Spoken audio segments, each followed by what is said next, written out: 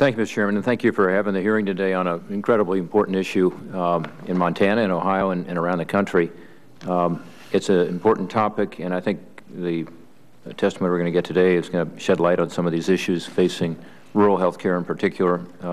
Thanks to the witnesses for being here, this panel and the coming panels. One of the most important functions that our federal government must fulfill, of course, is the care of our veterans. We need, as we're going into Memorial Day, to think about that. You know, they are out there defending us, in essence, and their mission continues when they get home. We've got to be sure we're there with them.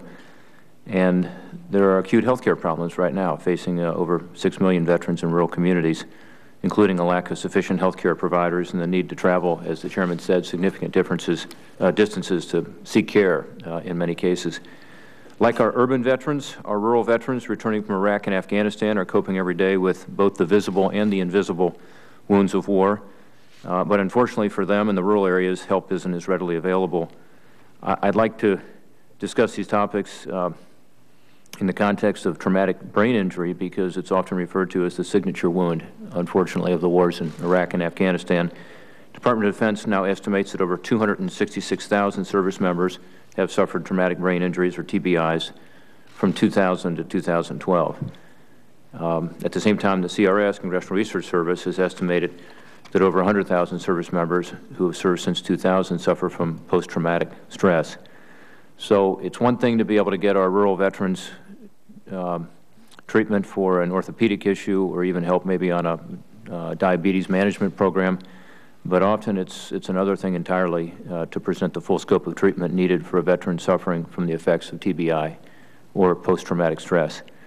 I know our witnesses recognize the scope of the problem, and each of your departments has embarked on a number of initiatives to address those problems. I look forward to hearing more about that today. I will say I am concerned that we are making internal adjustments and small steps forward, whereas the size of the problem is bigger than that. It's daunting, and the longer we take to address it, the worse it's going to become. I think our treatments that we are now providing for our veterans are not as effective as they could be, and I think the pilot projects and assessments are important, but I think we have a bigger problem that we need to address, and that's what we'll talk about today. Tragically, we are now losing, we're told, 22 veterans a day to suicide.